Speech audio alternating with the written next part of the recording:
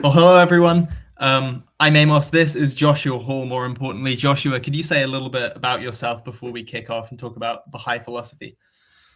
Certainly. I'm currently a doctoral student at UCLA, and I focus on Persian literature and Islamic thought and philosophy. I focus principally on the 11th century philosopher Avicenna.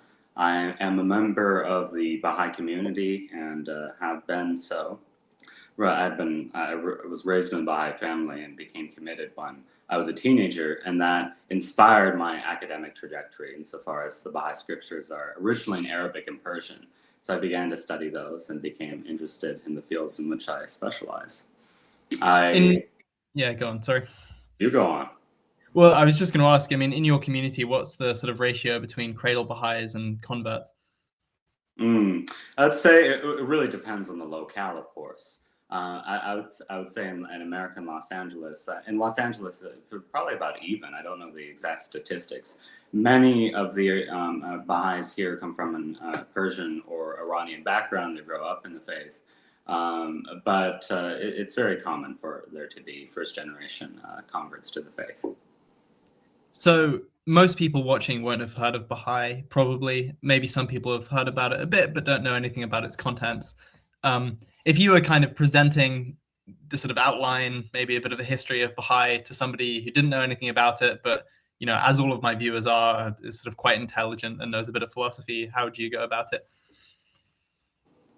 Any Baha'i, since we have a relatively small religion of about 8 million adherents scattered throughout the world, is often called upon to give an encapsulated version of the faith. And it's very difficult, not because what the Baha'i faith teaches is necessarily obscure and abstruse in itself, or its origins strange, but rather because it is hard to encapsulate any religion in, say, 30 seconds to 1 minute, and few other world religions have to do this. I mean, imagine just having to explain Christianity to somebody who had never heard it before, and you had to explain that we believe that there is one God, one essence, three hypostases or persons. One of these hypostases joined to the human nature of a Galilean preacher who died on a cross as a fomenter of sedition and the Roman state. Somehow that redeemed all of us from our original sin, and he's coming back. It would be like, what is this? So some things might seem strange about the Baha'i faith, but I think that that's merely because they have not yet been encountered, and that in its specifics, it is not so at all. The Baha'i faith is the religion founded by Baha'u'llah in the 19th century. And he was born in 1817, and he was a member of the aristocracy in Iran at the time. Now, the religious context of 19th century 19th century Iran was Islam, particularly one branch of Islam, Shi'i Islam. And it was a time of great messianic expectation, since the Shi'i and other Muslims are expecting messianic figures or promised ones to appear, such as the Mahdi and the Qa'im. There's a similar fervor in the time in the Christian world. Many were expecting the imminent coming of second coming of Christ.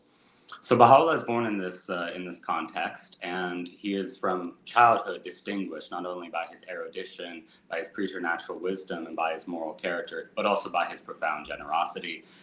His father is a preeminent figure in the nobility, a governor of the northern provinces. But Baha'u'llah focuses all of his time and intention on the alleviation of the suffering of the poor. Eventually, in his youth, he accepts the cause. He becomes a member of the cause of the Bab, and the Bab was really a firebrand prophet and from the merchant class in Shiraz. And we won't get into the specifics of this history, but basically he claimed to fulfill the expectations to be the promised Qa'im, the messianic figure in Shia Islam, but in a way that was contrary to the expectations of the people. Most of the people thought that Qa'im would return, that he would conquer the entirety of the world, that it would somehow be associated with the physical resurrection of the dead and the like. The Bab said, no, I am the return of the Imam Mahdi. I am from his line of the Prophet Muhammad. But it's a spiritual return. It's a spiritual resurrection of the dead. And I have come to inaugurate a new age. I will abrogate the old Islamic law. I will found a new religion.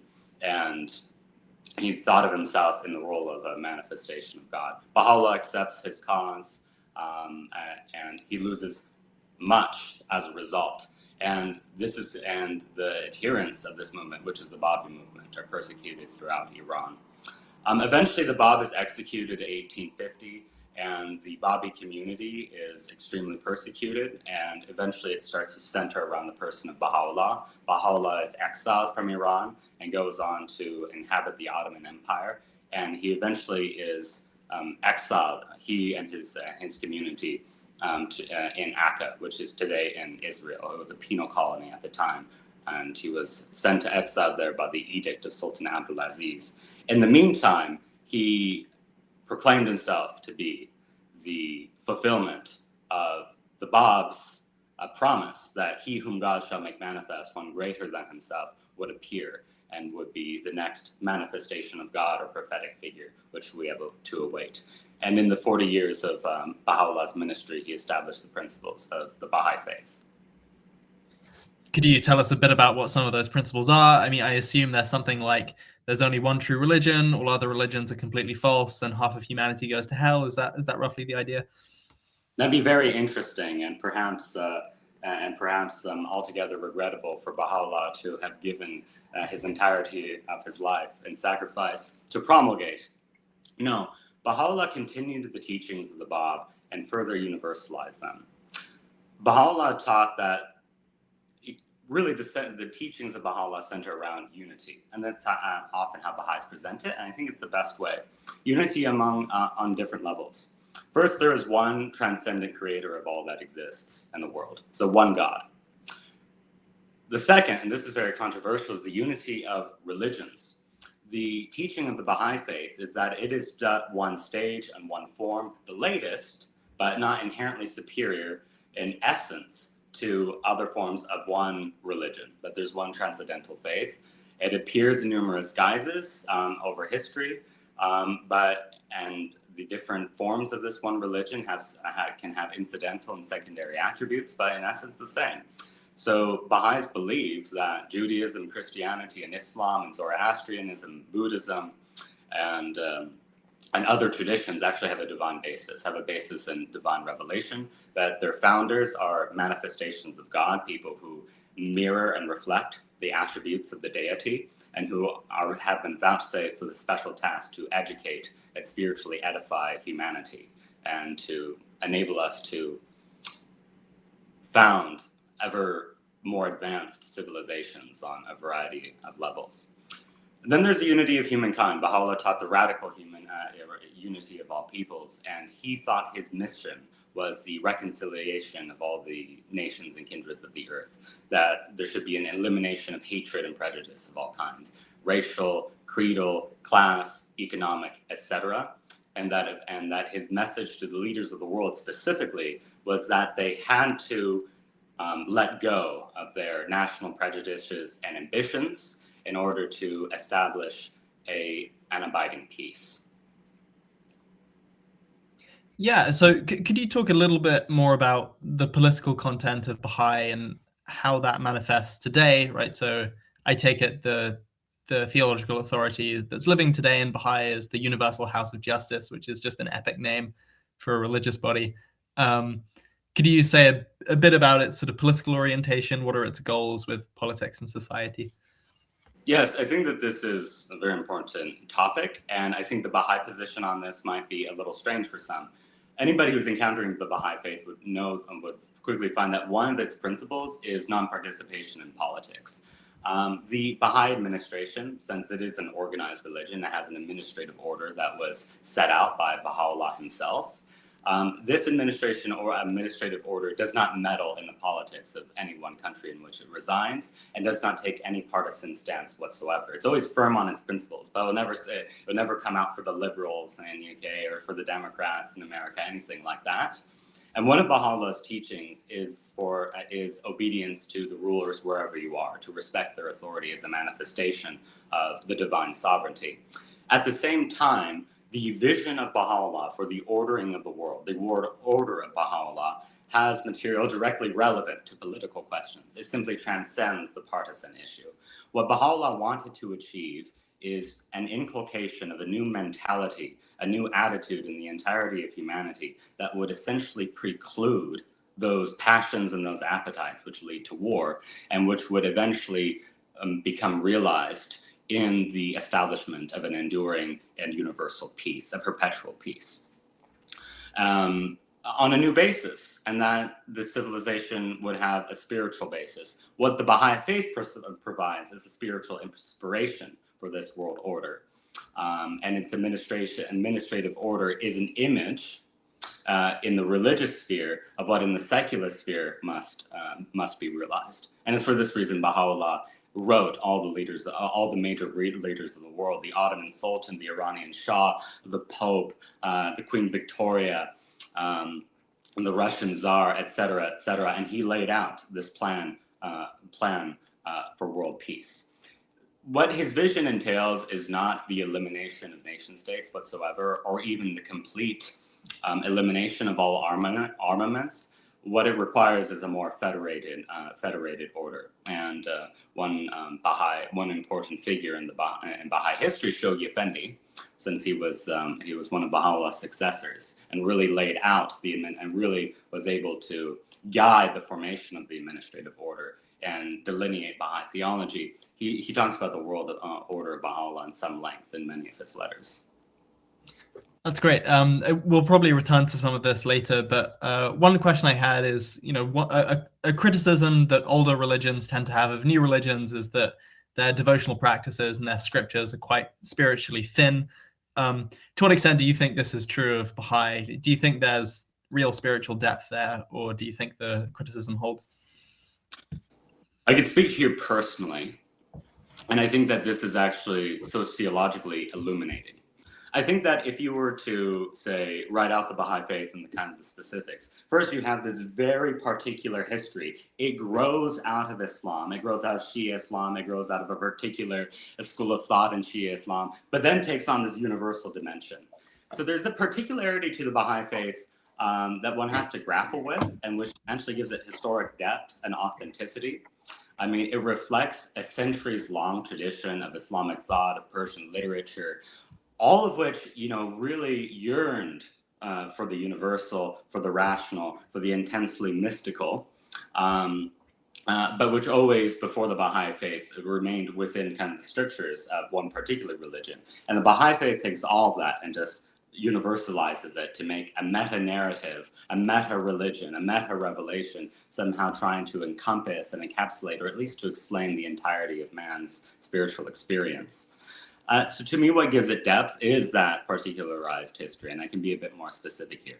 You could lay out just a fully rational religion, the perennial religion, something like that. And I think that you would have many doctrines that would be the same as the Baha'i faith.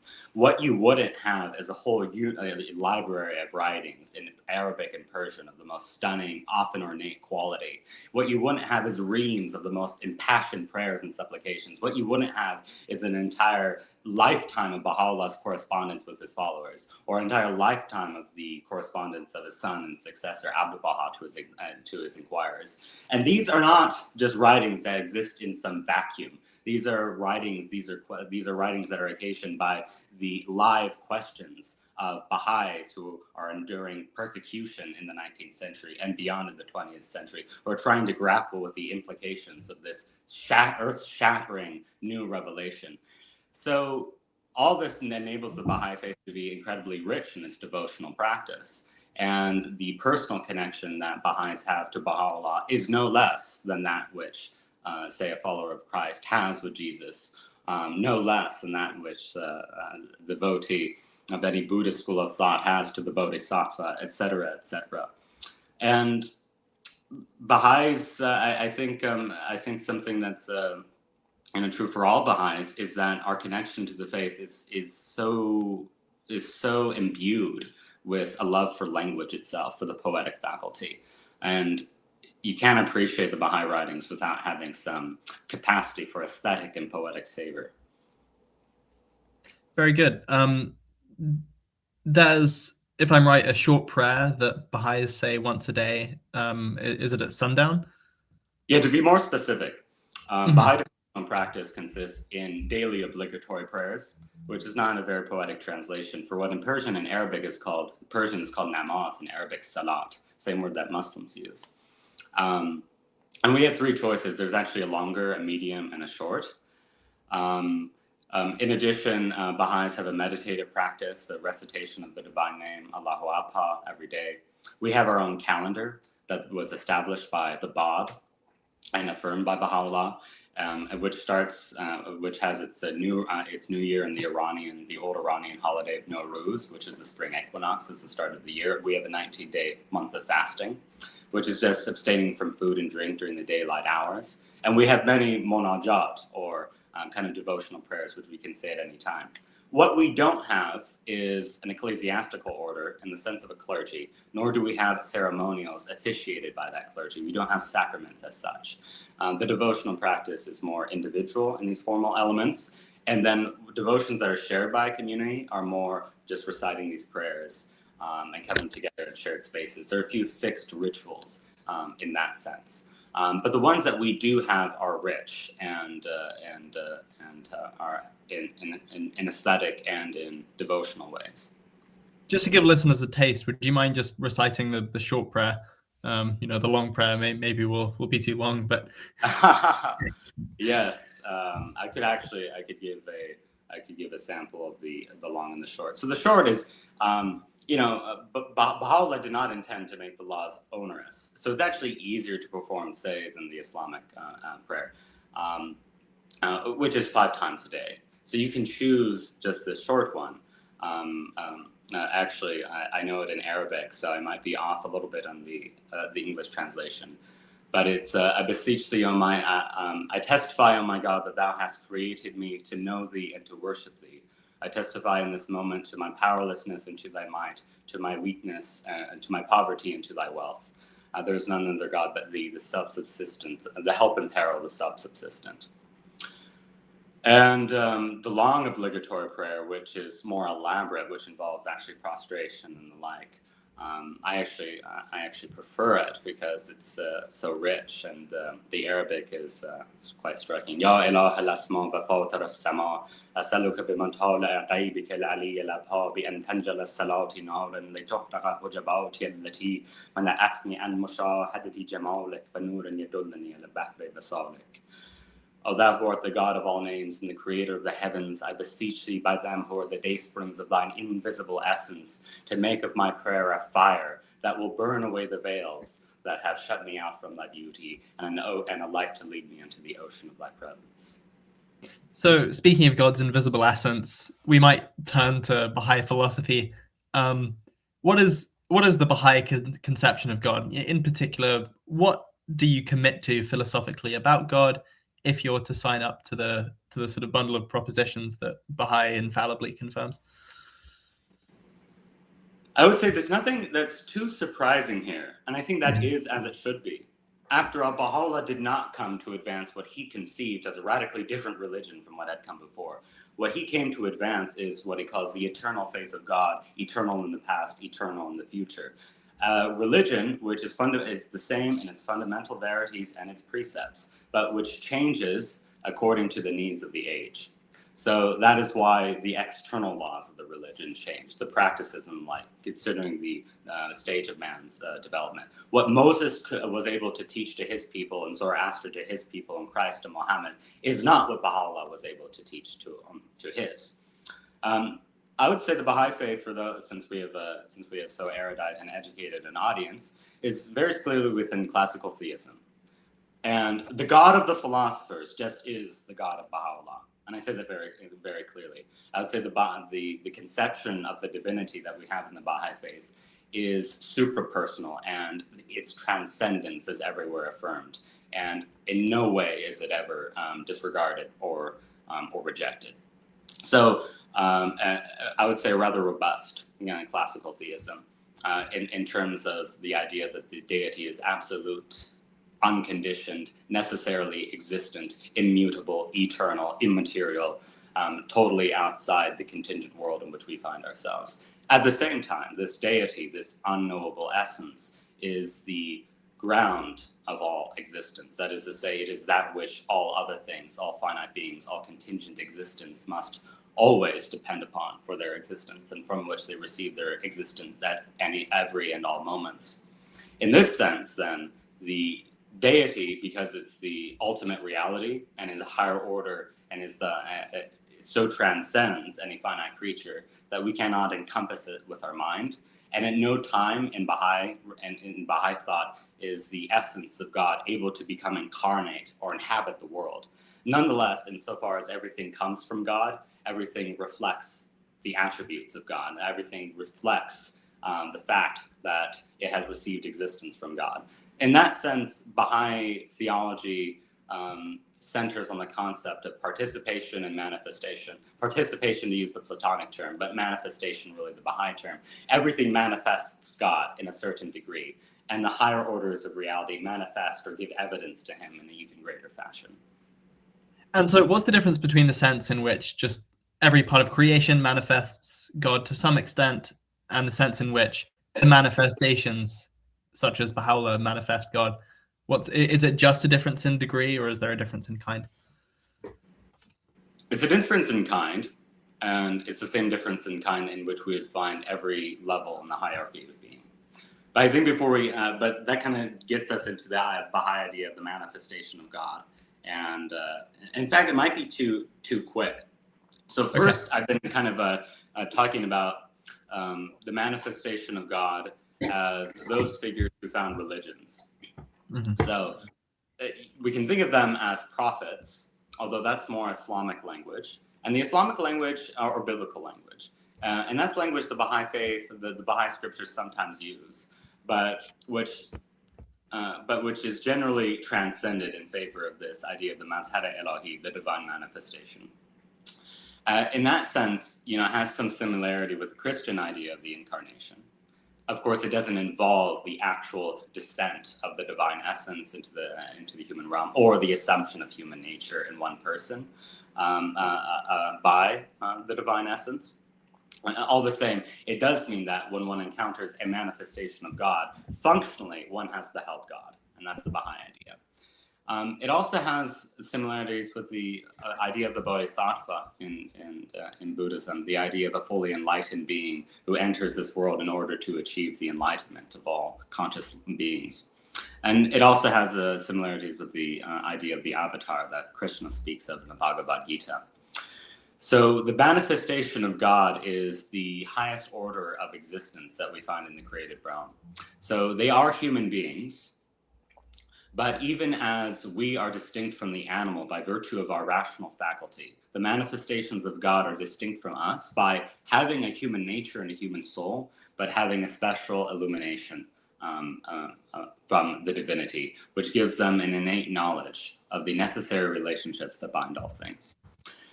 And before we get to that point, perhaps you might want me to talk about how, in Baha'i theology, the structure of reality is viewed.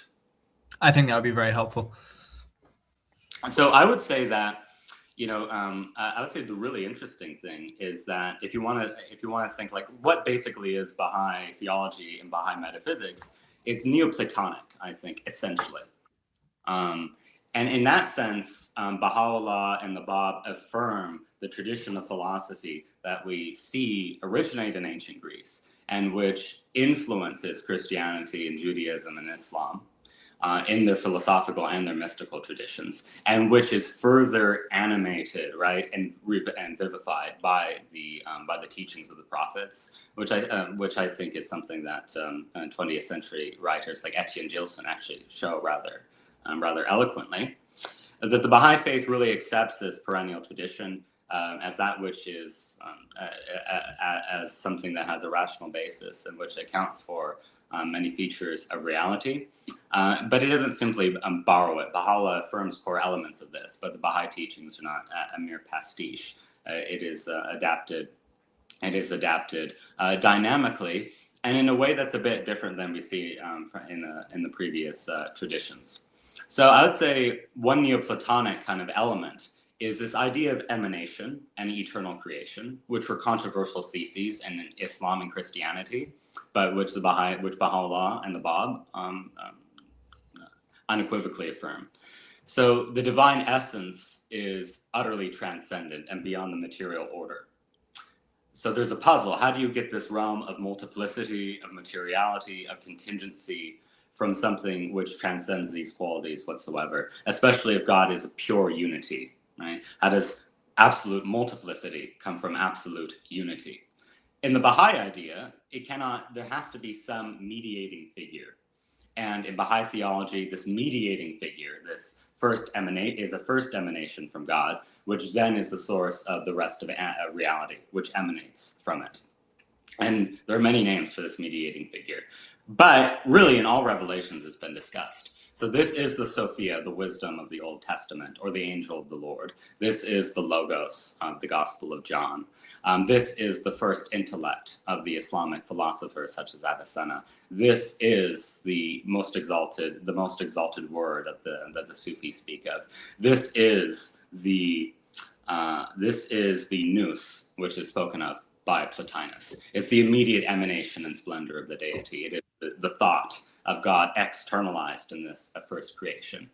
And this reality is sometimes called Mashiata Avalier, or the primal will in the Baha'i faith. Will being synonymous here really with an intellectual being.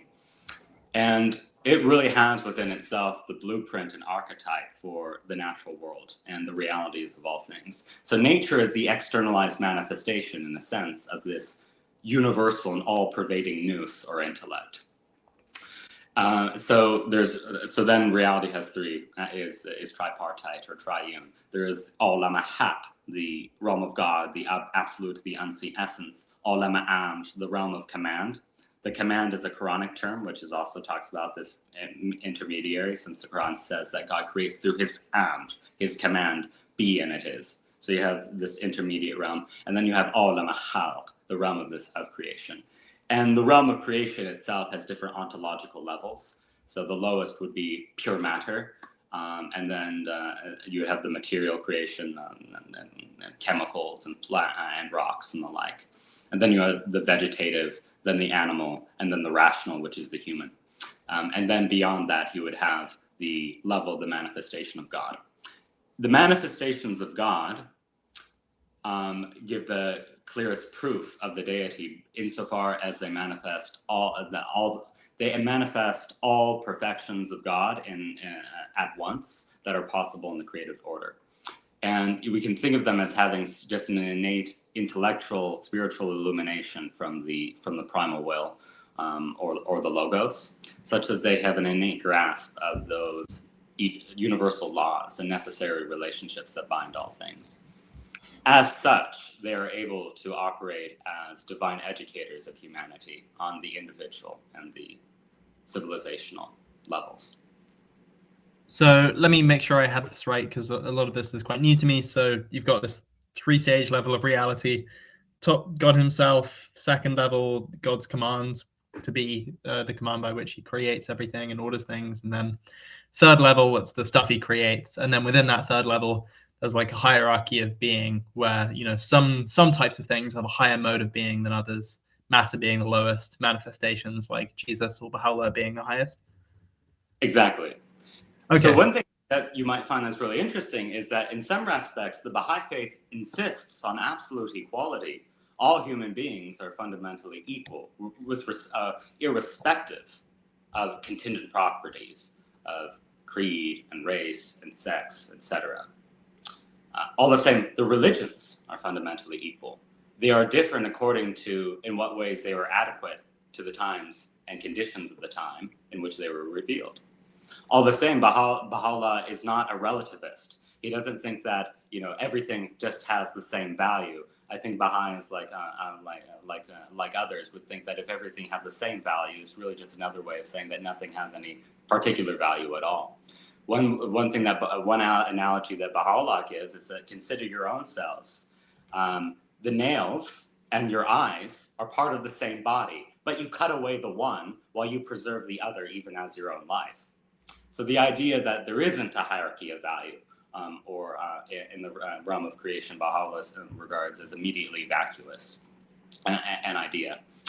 Yes, a man, a chicken is worth more than a rock. A dog is worth more than a stalk of broccoli. A man is definitely worth more than a horse, and a manifestation of God it surpasses a mere man. Not to say that the manifestations of God would prefer themselves to us. They don't. In fact, they sacrifice their entire physical well-being in order for the realization of human happiness on a societal scale. It does mean that Baha'is don't think of Baha'u'llah as a mere man. We don't think of Baha'u'llah as a mere prophet. We don't think that he was just somebody that God elected to give us a certain message, and he's just this spiritual courier. No, Baha'u'llah is the one. He is the image of God reflected to us. He is the closest thing that we can come. He is the closest thing to God that we can ever apprehend. And that same statement would be true for all the manifestations of God, because we think of the manifestations of God as one in their spiritual station. So we think that Baha'u'llah and Christ, they're one in their spiritual station. In their human persons, they are distinct, but in their relation to the Logos, they're one and the same. So, Joshua, this is all well and good, but I've heard what I think is a pretty game-ending objection to Baha'i. So I listened to a podcast with some evangelical Christians, and they were saying the reason we can know Baha'i is false is because it violates the law of non-contradiction, right? If you believe in the law of non-contradiction, but you believe that all of these contradictory religions are true or inspired, then boom, you have yourself a contradiction, and you can't be a Baha'i. What do you make of this kind of objection? So the evangelical and Christian should not bandy about the law of non-contradiction, or it will be reflected back at him. I would have a very loving response. First off, this is what simply happens when you attend the first 15 minutes of a class in formal logic, but don't stay for the rest of the semester. First off, I think it's very difficult. I mean, these things are not so easy. I mean, a religion that says that God is one essence and three hypostases, and all of these three hypostases are distinct from each other, but identical to the one essence, and yet they're not identical to each other. Neither are they parts, such that one is 33% God and the other is 33% God, but all are fully deity.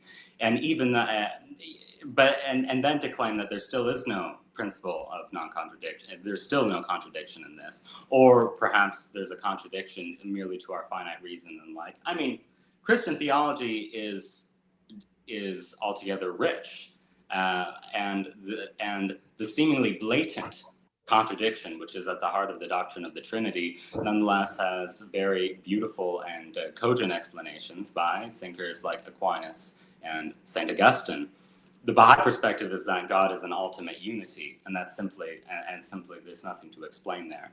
But nonetheless, I think that it illustrates that what seems to be a blatant contradiction really can be resolved when you look at something from a different perspective. So what I mean, stay for the rest of the semester.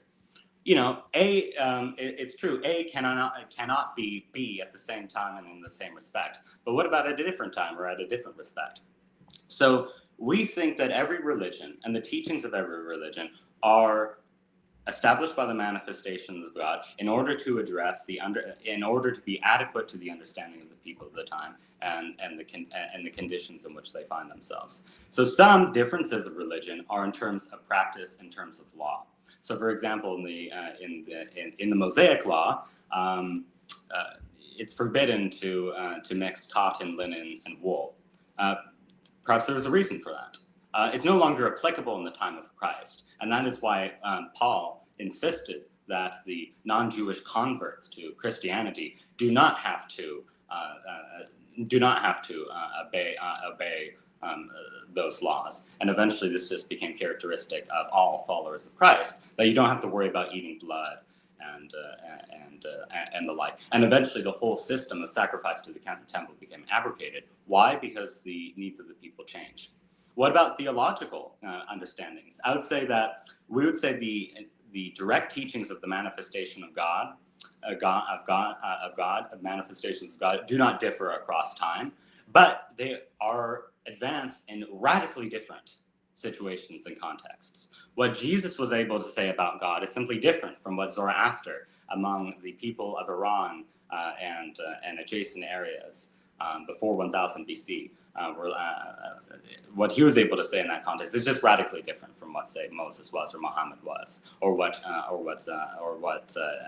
Krishna was, or anything. Every culture has its own concepts by which it works in its own language. So we really see that there's no contradiction, which cannot be explained in one of several ways. One is that the apparent differences in intention and in meaning are simply resolved when we understand the societal and historical circumstance in which the manifestation of God made such a teaching. So, for example, the Old Testament might talk about God having affects and emotions, say wrath and the like. For us, this contradicts the God of the philosophers, right? But we can understand it on the order of analogy, that in order to make the idea of a transcendent and fully unified idea intelligible to people of those times, the prophets of the Hebrew Bible used human language. Baha'u'llah talks about the unseen, the unknowable essence. Moses speaks of Jehovah. There's not an intrinsic contradiction here. Other is that some teachings that the religions of the true religions have are accretions that come over time. So, for example, there are many doctrines in Islam which the Baha'i faith simply rejects. We regard the Quran as the divine revelation, but that doesn't mean that we don't have an understanding of Baha'is, of many of its teachings that differ from what Muslims have. And this is just, I'll be perfectly frank about this. So, for example, Muslims believe that Muhammad is the last prophet. In the sense of the last bearer of revelation to mankind, they think what is next to happen is the coming of these messianic figures, the physical resurrection of the dead, the coming of the liqa'ullah, or the meeting with God, that there will be some tangible beholding of the deity. Baha'is understand this differently. So it's not that Baha'i teachings contradict those of Islam in our mind. The Quran is our Old Testament, but we do have a different understanding. And the same thing is true of many Christian doctrines. There's no word of Christ which we don't understand to be compatible with Baha'u'llah's teachings, essentially. That doesn't mean that Baha'i understanding of the teachings of the gospel accords with that of the councils, Chalcedon and the like. For example, we do not think that God is three persons. We do not think that Jesus is an incarnation of God. But we also find that our understanding is actually rather in accord theologically with some of the earliest theologians of the church, such as Origen, who took really the Logos to be an external procession of the deity, and to have a special relationship with the human person of Christ. So, for example, if the Christian were to say that a Baha'i idea of the manifestations of God is incoherent, because Jesus says he is the only one, where you say that there were many, would say no. Jesus, when he says, I'm the way, I'm the truth, the way, and the life, nobody goes unto the Father but by me, we affirm, because he was speaking of his spiritual station as the Logos, and this Logos pervades all of nature and is also manifest in other human persons. And this is established by the fact that he distinguishes this divine station from his human person. When he is called good, he says, why do you call me good? There's only one who is good, and that is God the Father in heaven. He diminishes himself there. So it's all about function and relationality and context. A whole book could be written about this, and we could take all the teachings of all religions, and the Baha'i could show in what way they can be reconciled, either as an external accretion, either as something that was advanced or spoken in a certain way by a manifestation of God in order to fit the time and place, or merely to be a superficial or verbal difference, which can be dissolved upon analysis, or as relating to some law or stipulation of practice, which was appropriate to a time, but which is abrogated or annulled in a later time.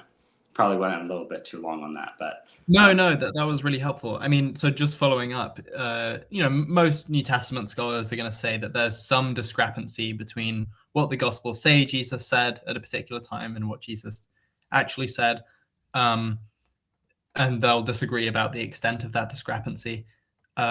Is it open to Baha'is to just deny that a particular manifestation says something that's in the sort of earliest holy books recording what they say? So is it open to Baha'is to just deny that something attributed to Jesus in the Gospels is actually something that Jesus said? Or to take another example to sort of put more meat on the bone,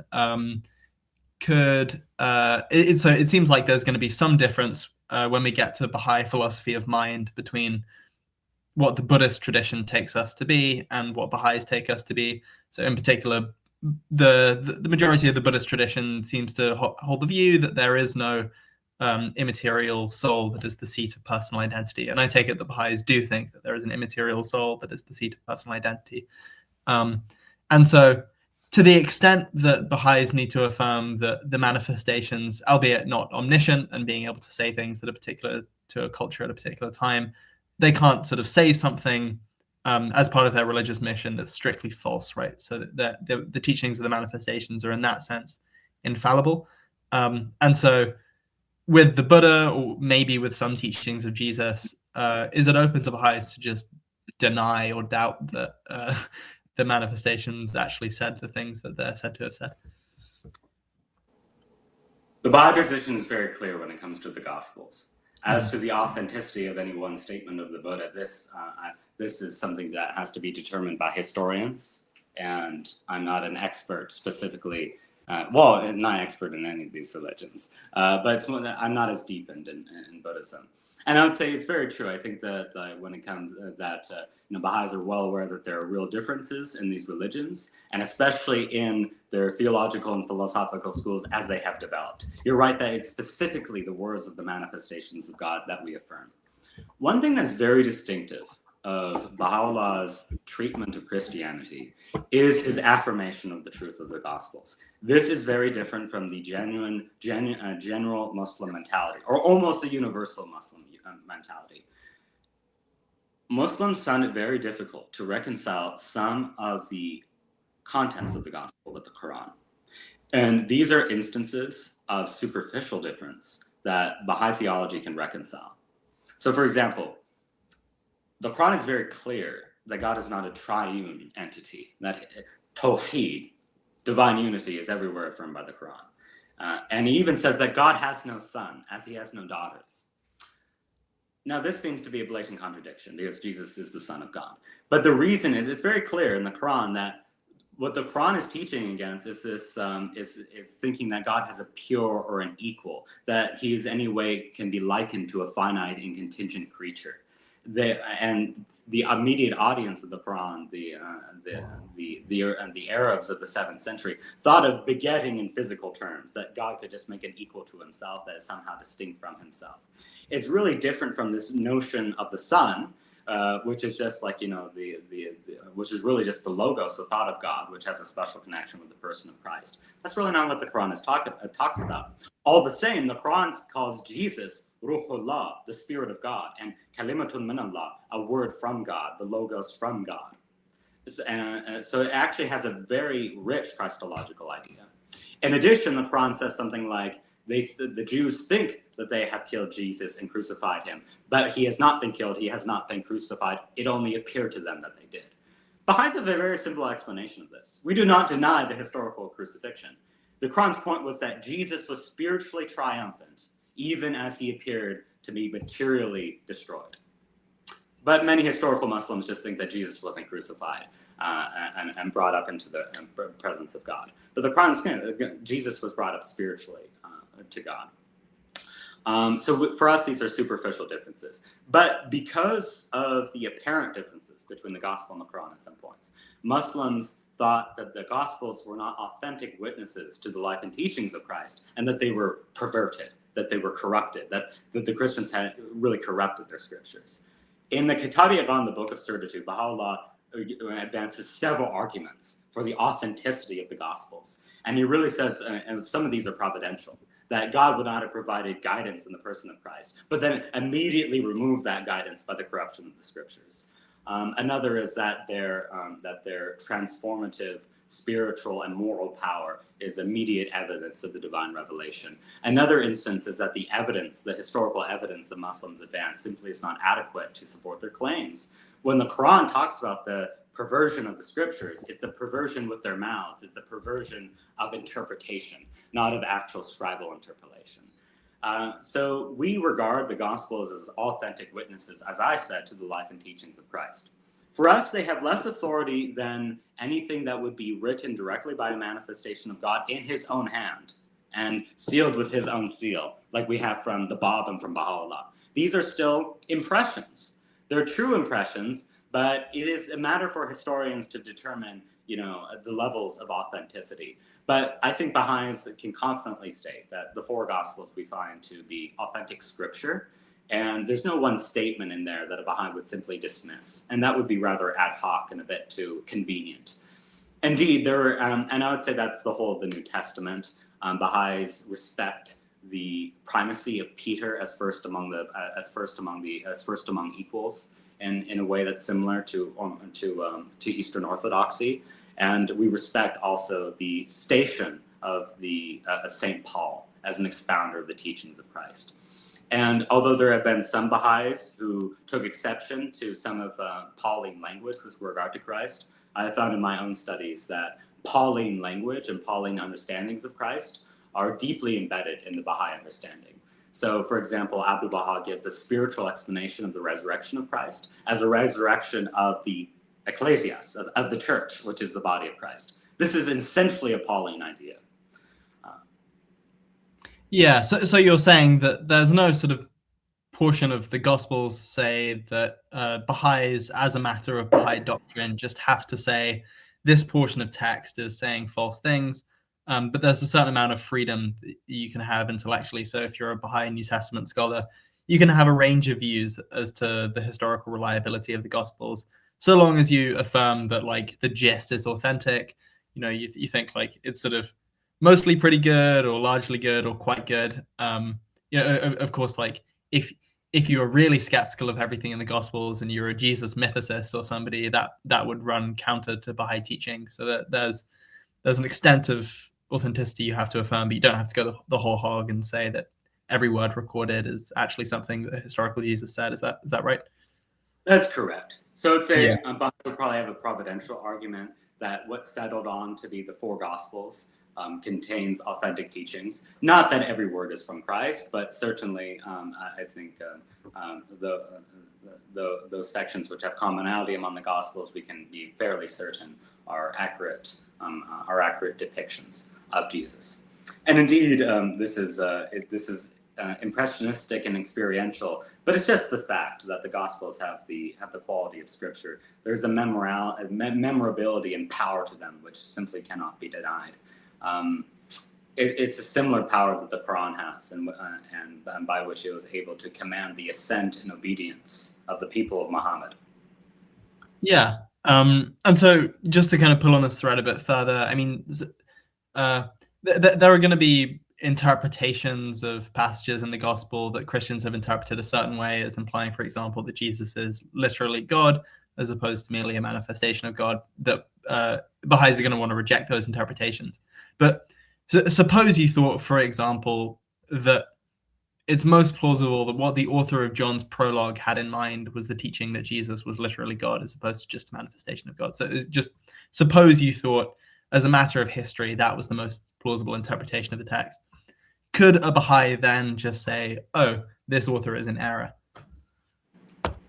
No, I don't. There'd be no justification for the rejection of the Gospel of John, insofar as it is cited by Baha'u'llah and by his successor Abu Baha and given interpretations by them. I would say that this is just a very important element. There's no point at the Gospels in which we find a clearly articulate doctrine of the Trinity, simply because the function of the Holy Spirit is altogether obscure. Mm-hmm. Is it a hypostatic entity? Is it a force of divine operation and inspiration? Is it separate from or distinct from the Word? It's just not clear, and that's why it took centuries to develop. So not to say that I would say that the metaphysical data of the Gospels are simply underdetermined, mm-hmm. and many different interpretations could fit them. And that's why I think the early theologians of the church have ideas that are very close to Baha'i teachings. And I think that also the context, I think, with figures like Philo of Alexandria, of the idea of the logos itself in Greek philosophy, helps illuminate what the author of the Gospel of John intended. So here's the Baha'i understanding. So it says, in the beginning was the Word, and the Word was with God, and the Word was God, or theos, divine, and the Word became flesh. We give this a manifestational reading. So Abdu'l Baha Baha'u'llah's son and successor, and who is an authoritative interpreter, is an authoritative interpreter of the Baha'i teachings as selected by Baha'u'llah. He gives this explanation. So in the beginning was the Word, and the Word was with God, as this immediate emanation, and the Word was God. So for him, the Word refers to the totality of the divine perfections. And he says why? Because you have a word and it consists of letters, but each letter is unable to convey a whole meaning. Matniya tom. It's an incomplete meaning. The word is the complete meaning. So it is the full collection of the perfections of God. So in this way, the word is divine. It is God because it is the totality of his perfections. But the very idea of a word is an external procession of a reality that has its origin and unity in God, but in which there is some distinction. So first, the word is the externalization of the inner thought.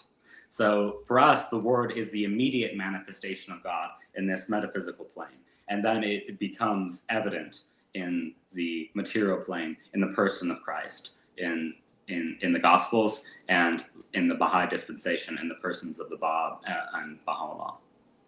That much sounds plausible. I guess what I'm wondering is if a Baha'i New Testament historian, just in their role as a historian, ended up thinking that the Gospel of John at one point affirmed a doctrine that's incompatible with the teachings of Baha'u'llah, just like on its most plausible reading, even if there's another reading that's independently less plausible, that's consistent. I'm wondering, can they sort of read Baha'u'llah's invocation of the Gospel of John to be, endorsing the text in a sort of broad way, but not saying that every particular has to be right? And so could they sort of affirm what they took to be the most plausible interpretation? Affirm that was what the author of the gospel meant, but then just say of this passage that it's in error. Given that you're saying with the gospels, they don't have to get every word of Jesus right. So like, could the gospels get something doctrinally wrong just at one point, but then in their sort of broad sweep, get the gist correct? I think the Baha'i New Testament scholar, and a question here is actually a relevant question is how many.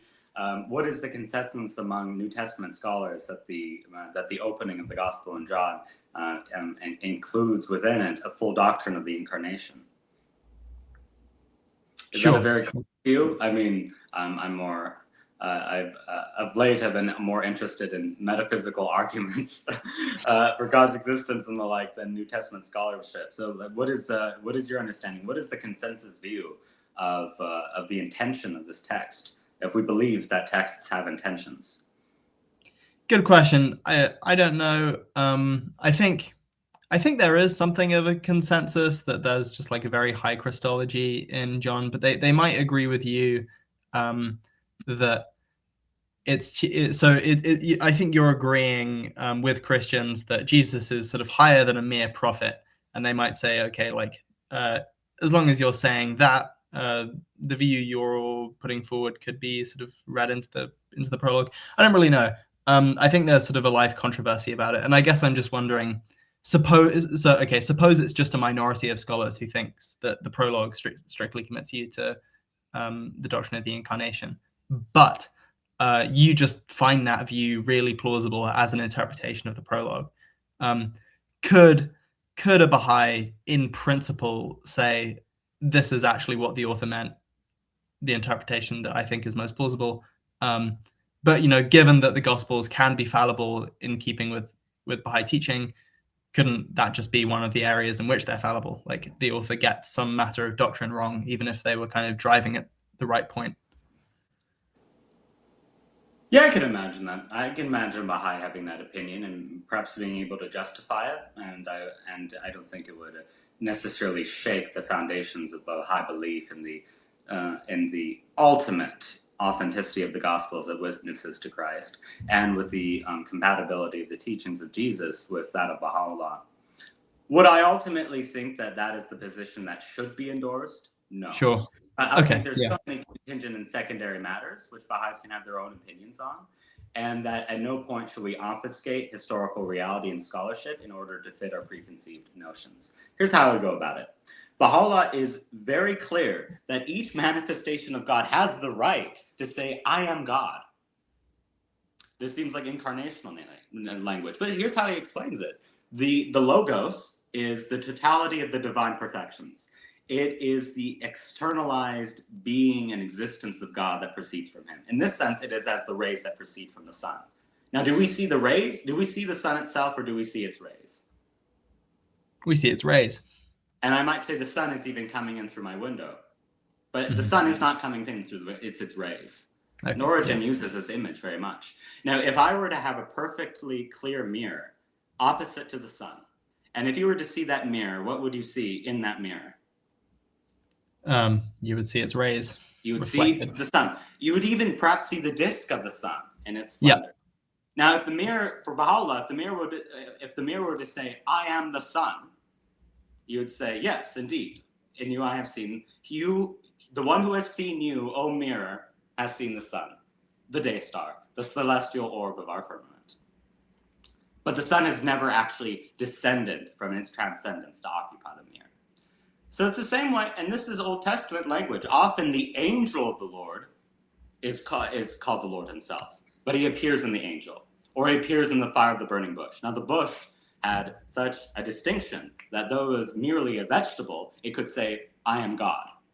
So for Baha'u'llah and for the Bab, it is much more fitting that a man who is the highest order of existence, one of the manifestations of God, should arrogate to himself the claim of divinity. But it doesn't mean that the unknowable essence has actually descended from its state of utter transcendence in order to join itself to a material nature. So there's really nothing there in the doctrine that we would reject. Yes, the word is divine. It is God insofar it is God as manifest to us. And then it is God, and then Jesus is God insofar as he reflects the Logos.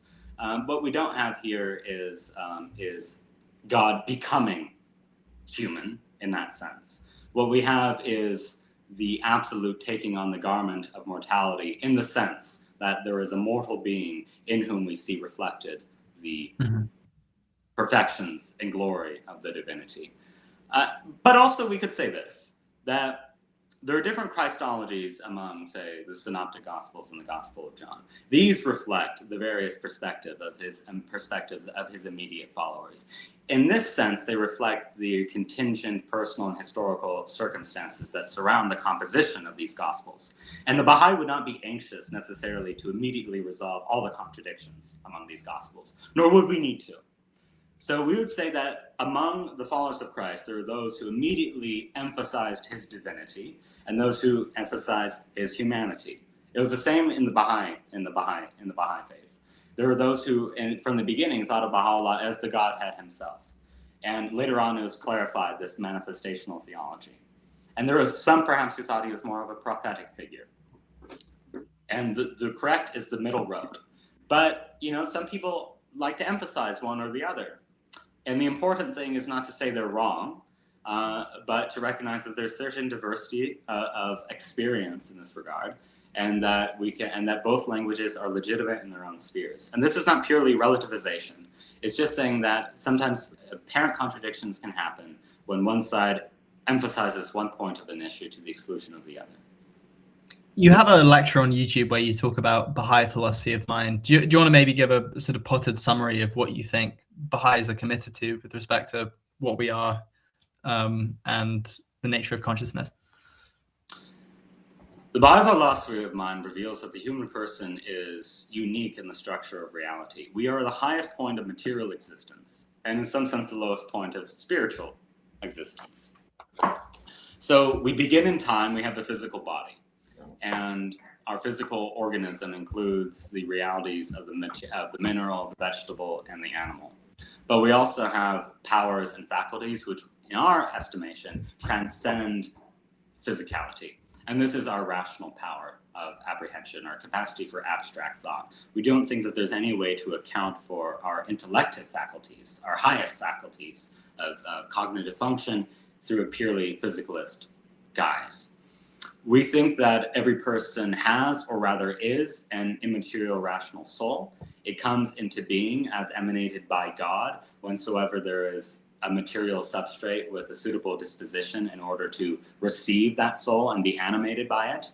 And we believe that after the physical death of the body, the immaterial soul exists forever, everlastingly. It doesn't partake of the eternality of God, yet it always endures and cannot pass out of existence so long as it is sustained in existence by God. Generally, the Baha'i language here is Aristotelian or Neoplatonic. There's a sense that the soul is the form of the body, but I would say Avicenna's idea of the soul is rather closely affirmed in the Baha'i writings. So Avicenna thought, yes, the soul can function as the form of the body, but it's not merely the form of the body. He's considered its perfection. That is, the soul is the animating principle of the body, and through the body it exercises many of its functions. If I'm able to digest a sandwich, I can't do that without my body, right? If I'm able to see a sunset, I do it through my physical eyes and my neurophysiology. If I'm to have a memory or to summon up an image, I might use my neurological architecture. Nonetheless, there are spiritual perceptions and higher capacities of rational inference and abstract thought, which simply cannot be accounted for as the motions or operations of some material organ, and which point to our spiritual reality. So I'd say it's a hylomorphic substance dualism is affirmed by the Baha'i teachings, and there's nothing really too shocking or new here. One thing I would say is that I think that there are a lot of ideas into mystic metaphysics, which would be affirmed by the teachings of the Baha'i faith, but because they exist within a shared heritage of the perennial philosophy. So you could find similarities between Baha'u'llah's teachings and that of Avicenna or Maimonides or Aquinas on many things. One area would differ from Aquinas is that he views that the rational soul so transcends the body that it can exist without it, but that it is in a diminished state. We do not think that we're diminished in death so long as we properly inculcate virtues as stable dispositions of the soul and orient ourselves to higher domains of truth. We think that there are infinite worlds of God and that the human soul continues to progress through those worlds. We never reincarnate literally in this plane, but so long as we develop our spiritual faculties, death is, in a sense, a liberation. Yeah, so you've already started a little bit, but I wondered if you'd tell us on the Baha'i paradigm what does and doesn't happen after death. So, what is affirmed, and then how maybe does that differ from what other religions teach? So are you thinking in terms of soteriology of salvation? Yeah. So for us, and I think this is actually a good example of the kind of difference of language that you might find between religious dispensations. What is salvation? So I think, in some versions of Christian theology, we are saved from, say, this original sin, this original lapse. Even if the guilt is not inherited, the deformation of our nature is, and it leads inevitably to sin. So we have to be rescued and we have to be delivered by some transcendental power. And for us, this is not untrue as, say, a mythopoetic articulation of something which can be understood through more philosophical terms. And it's this, that in human beings, there's an animal nature and a properly human nature, right? And our true flourishing and our true happiness consists in the triumphs of our properly human nature. And that involves the integration of the passions and appetites with reason and their subordination to reason. And not merely reason as this economical cunning, but reason as that faculty by which we apprehend what is true, what is good, and what is beautiful. And we think that in order to achieve this perfect flourishing, we have to have some impetus for a moral life, for founding an ethical civilization, and for the recognition of those realities which are inherently above our comprehension, unaided to apprehend. So, for example, the existence of God. We can infer the existence of God through metaphysical arguments, from his effects. But God is not something that we can apprehend in himself, and we are liable to fall into error about the divine nature. Some people think that God is many when he is one. Some people think God is physical when he is immaterial, etc., etc. Also, there seems to be an intuition what the fundamental virtues of humanity are, but moral mistakes are extremely common, and we often fall short of true virtue. So in the Baha'i understanding, we need an educator, a divine educator, on the individual and the civilizational level to give us to impart to us the truth about the divine nature, the existence of God, the spiritual nature of man, and the nature of the civilization which we are to establish on a spiritual and virtuous basis. In this sense, this divine educator must already be what all of us are called to become, but somehow fail to realize, and that is the very image of God in man. A person who already has a comprehensive knowledge of this reality, who already has a perfect integrity of will. These are the manifestations of God. They are morally perfect, and they have innately a knowledge of reality, which we all strive to be, which we endeavor to have through our sciences, and which we endeavor to have in terms of the moral integrity through our spiritual disciplines. So they provide that teaching, they provide that moral edification, and their word is morally transformative. It redeems, it uplifts, it elevates. And we can see this in the teachings of the founders of all major religions. This is salvation, but for us, it's not a binary. Education is among a continuum, and every soul is destined to an everlasting acquisition of the degrees of perfection, even as human civilization goes through stages and achieves ever greater forms or degrees of unity and of spirituality. So this we progress eternally and everlastingly in the next life. That doesn't mean that all of us have the same station or the same benefits or capacities. It is conditioned by our conduct here in life, but there is in principle always the possibility for progression. And there are infinite worlds of God, metaphysical planes, and the manifestation of God appears in every world according to the capacity of that world. So salvation is not a binary. Hell is always a state of rejection of the divine truth, paradise of affirmation, and there are degrees thereof. And divine justice operates according to the very economy of the world in which we find ourselves. Virtue is its own reward, and the full recognition of God is the highest ecstasy that could possibly be known. And so is it accurate to describe the Baha'i view on this as a version of universalism, where there is a hell in a sense, but it's a hell from which people who start in it will sort of progress from over time and eventually escape? I would say so. I think there's something just that's true about the universalist intuition. It seems to me that whatever theodicy you have, somehow the created order that God does in fact create, I think, in order for it to be the creation of a rational God, must somehow be the fullest diffusion and sharing of the perfections of existence. It has to have some maximum good. And according to the principle of chiaroscura, it might have many shadows to bring all the more glory to the light. But it seems to me that there might be some evils that are incompatible with the providential order of a rational God. And one of those might well be the eternal conscious torment of any rational soul. In fact, I suspect that is the case. So I don't think that's what we have, because, as I remarked on another occasion to you, I just do not conceive any finite evil which could merit an infinite punishment.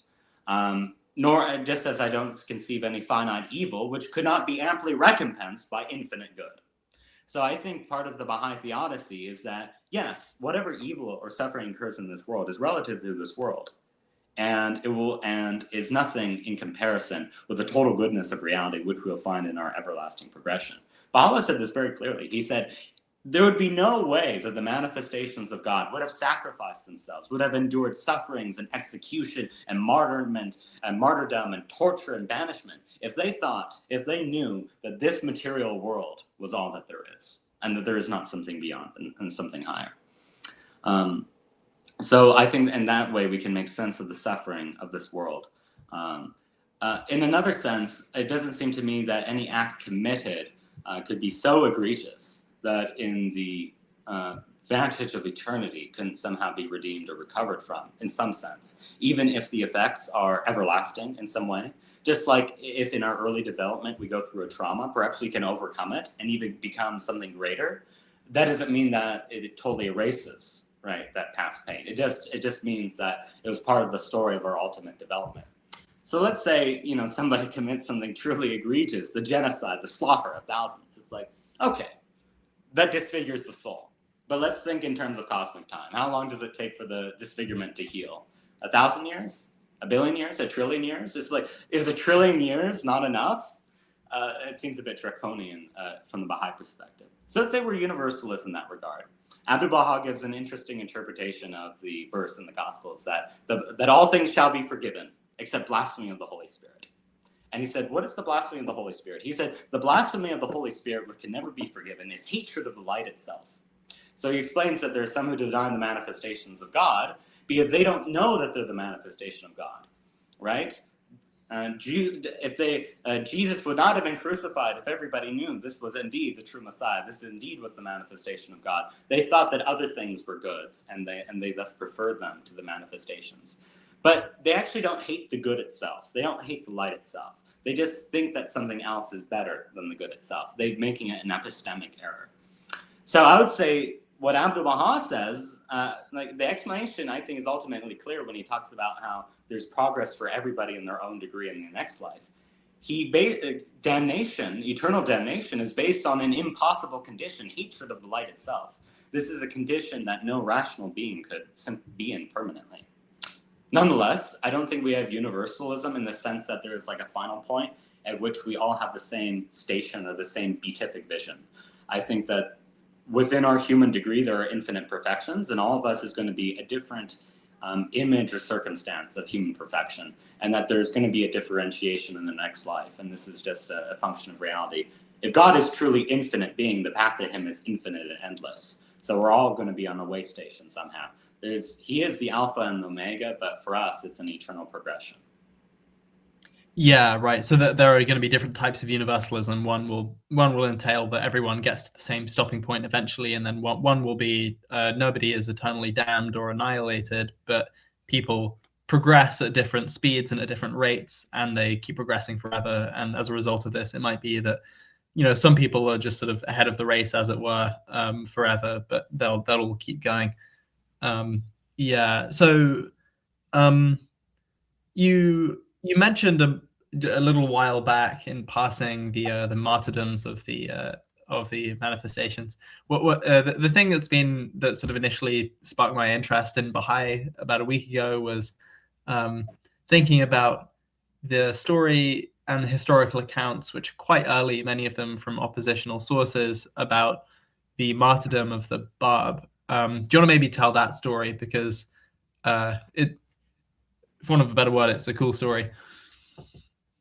Yes, it was 1850 when finally it was decided by the edict of the king to execute the Bab, as pressured, as insisted upon by the clergy, because his crime was punishable by death, which is apostasy from Islam. Why apostasy from Islam? Because he claims to be the Imam Mahdi, but to abrogate the Islamic law. So the Bab had a short ministry. It was from 1844 to 1850. So the story is this: that the Bab, along with one of his closest disciples, Anis, whose name means companion, were strung up to be executed by firing squad, and it was a Christian regiment led by a Sam Khan, and the regiment fires the volley of bullets when again the lines, but the Bab is not harmed in any way. Anis is not harmed. All that was cut were the ropes suspending them. And in fact, when the dust cleared, they found the Bab was nowhere to be found. He went into an adjacent chamber to deliver his last revelations. And when they found him, they said, now and only now, the Bab said, will I consent to being killed now that my task is complete. So they suspend him again. The second time is successful. It does kill the Bab and his companion Anis. The body is marred and disfigured, yet the face remains pure and inviolate and unharmed. Eventually, the remains of the Bab are cast outside the city gates to be eaten by the dogs. But by perhaps a special act of providence or the coincidence of history, his followers are able to preserve those remains, and they were kept with the Baha'i exiles. They were kept safely for many years. Eventually, Baha'u'llah arranged for their transport to Haifa, and now the remains of the Bab are interred in a beautiful sepulcher in Haifa, and now, to the despite of his opponents, they enjoy the full triumph of the most beautiful adornment. So it seems to be a miraculous story that the Bab was indeed martyred, but only when he truly consented to it.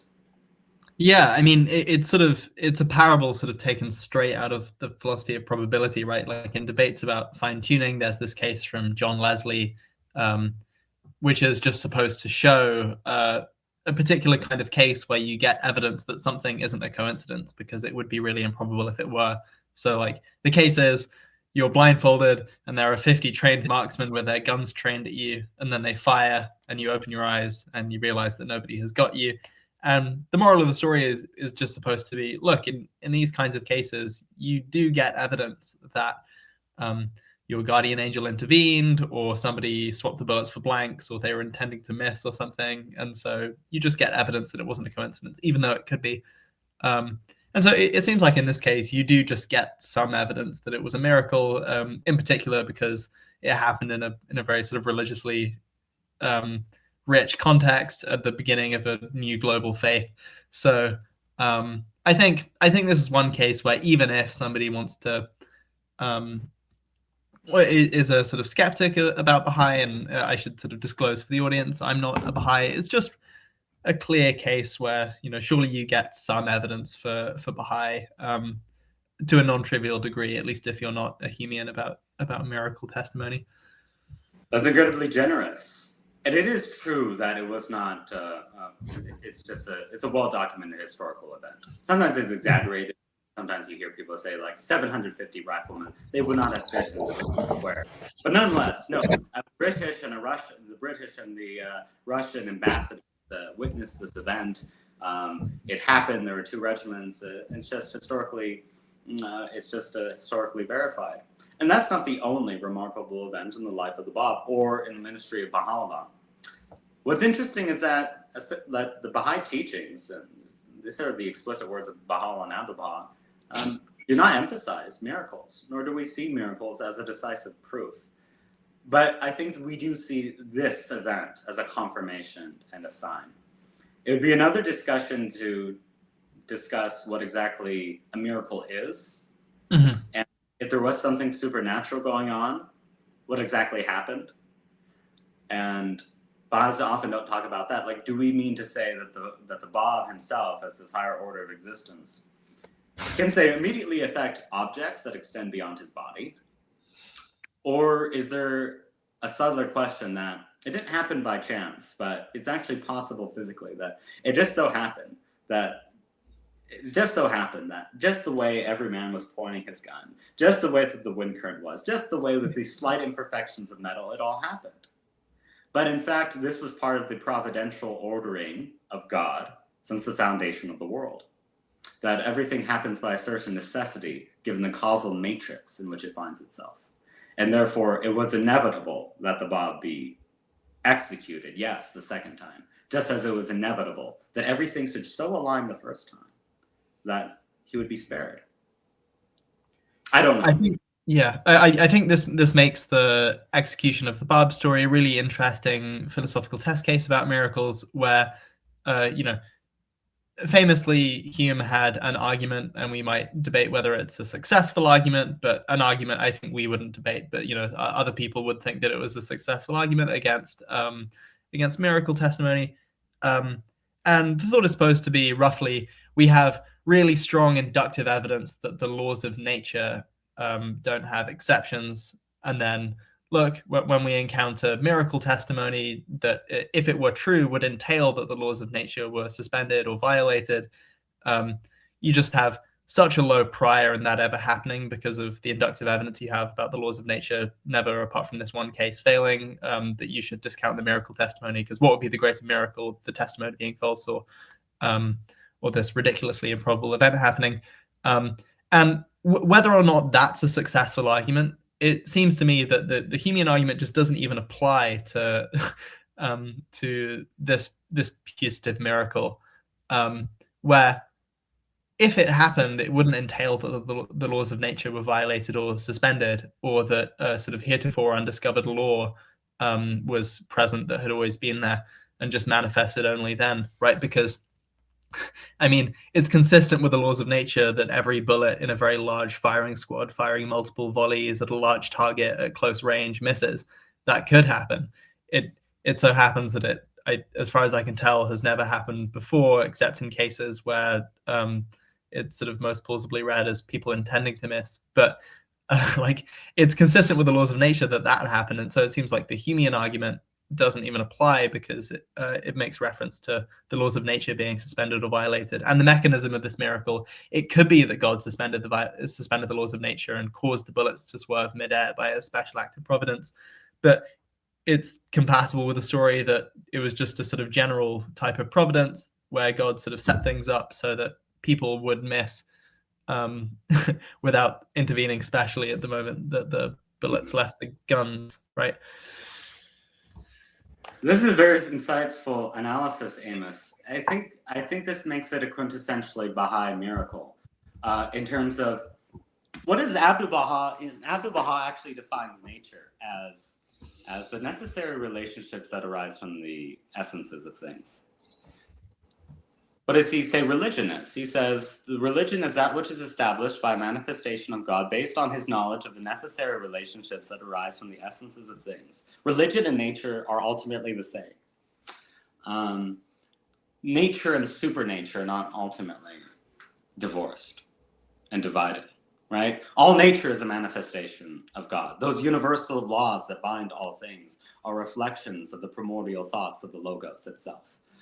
So there's a sense in which, in the Baha'i faith, you have this extremely philosophical religion, one which at every step of the way insists that every belief should have a rational foundation and every belief should be subject to the independent investigation of truth, and which seems perfectly rational. It advances rational arguments for the existence of God, who is utterly transcendent, for the existence of an immaterial soul, for the providential need for an educator, lays out criteria for this educator, that he has to have moral perfection and preternatural knowledge, and establish institutions that endure and which lead to a new civilization, all of that.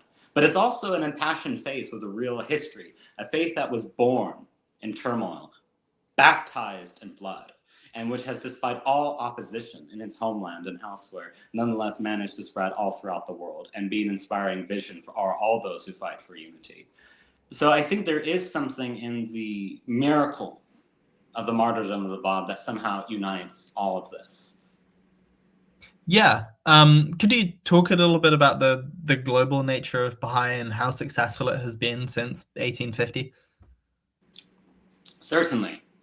I mean, how do you get from an obscure Oriental sect to a world religion embraced by people of the most disparate backgrounds, right?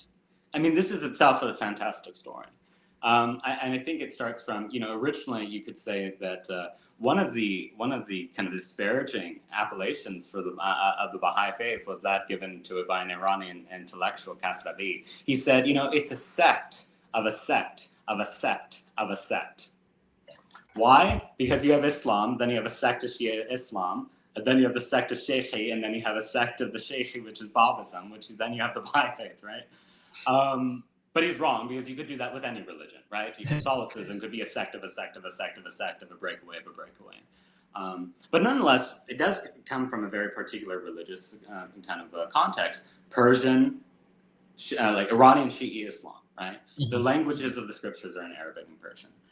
And in a sense, there's something that's always irreducibly Persian about the Baha'i faith, but in a sense, that is the secret of its universalism. So those who know Persian literature, they know that there is, for centuries, been this kind of universalizing idea. Sa'di said that all mankind are as the limbs of the body, and if one part is harmed or damaged, it brings pain upon the whole. In the poetry of Hafez in the 14th century, he declares that every place is the house of the divine love, whether it's a church, a synagogue, or a mosque. And this is deeply Persian. We find this in the Baha'i faith. Baha'u'llah broadcasts his message to all the leaders of the world. He gives a framework for reconciling the diverse religions of mankind under one spiritual and uniting vision. His son, Abdu'l Baha, after the Young Turk Revolution of 1907 and 1908, he's released from prison, and then he goes about very soon to travel all through Europe and America preaching the message. He preaches in Persian, and he's translated into English. Eventually, upon Abdu'l Baha's death, it's revealed that Shoghi Effendi, his grandson, is the guardian or leader of the Baha'i faith, and he makes the active steps of establishing the Baha'i administrative order, which is grassroots and democratic. It consists in the election of a local council, an election of a national council, and eventually the Universal House of Justice, and which is the supreme governing body of the Baha'i faith, which was elected in 1963, once there had been a suitable development of the Baha'i community across the world. Under the guardianship of Shoghi Effendi from 1921 to 1957, there were Baha'i pioneers that scattered all throughout the world, sharing the message of Baha'u'llah. We don't believe in aggressive proselytizing. We think in terms of teaching and sharing. Baha'u'llah is very, very clear. At no point do you ever force your religion on anybody. Perhaps they didn't make clear, like the vision of like peace in the Baha'i writings means at no point can you insist that anybody come to your point of view. You offer what you have, and if it's accepted, well and good. If not, you continue to love and cherish that person. I think one reason the Baha'i faith was very successful in Iran among religious communities like the Jews and Zoroastrians is how the Baha'is treated them. So under kind of the mentality of Muslims in the 19th century, all other religious people and groups were unclean, najis, impure. If a Muslim were to shake the hand of a Christian, he would wash his hand before saying his prayers because he had been defiled. And here, much less Jews and Zoroastrians, because they were treated even worse. And Baha'i teachers like Mirza Abul Faz would go and would hug the Jewish rabbi and kiss him on the cheeks, you know. And this is the attitude whether or not one accepts the Baha'i faith or not.